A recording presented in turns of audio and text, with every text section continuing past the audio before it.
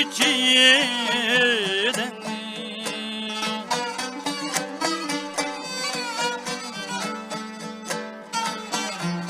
Sığındı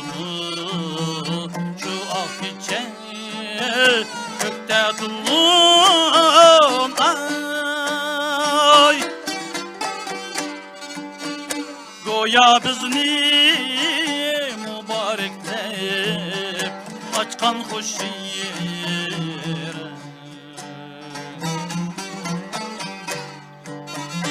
Esindimi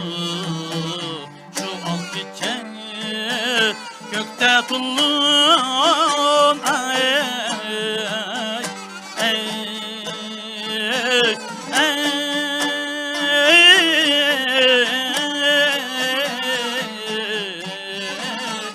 Goya bizni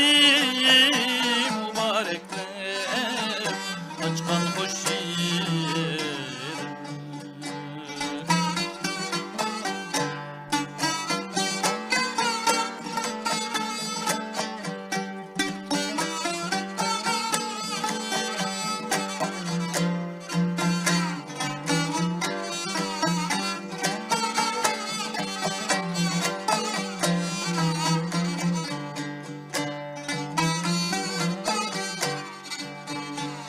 Şu akşam ayrılmazka vedileşken biz Dua kılıp ay yıldız niye ektileşken biz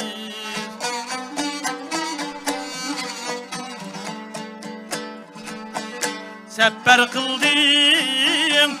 Iraklığa aldım yaş döküp Saddak ettim pak söygümde yığımga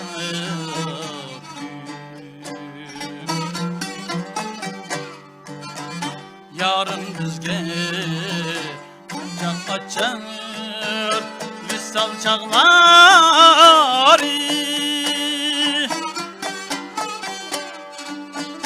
Bilinmeydi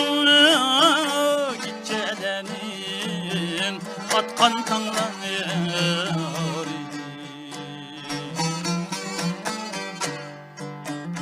Yarın bizge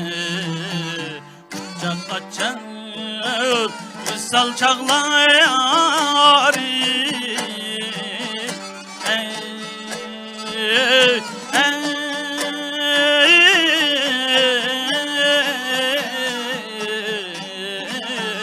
Bilinmeydi gecelerin atkan kanları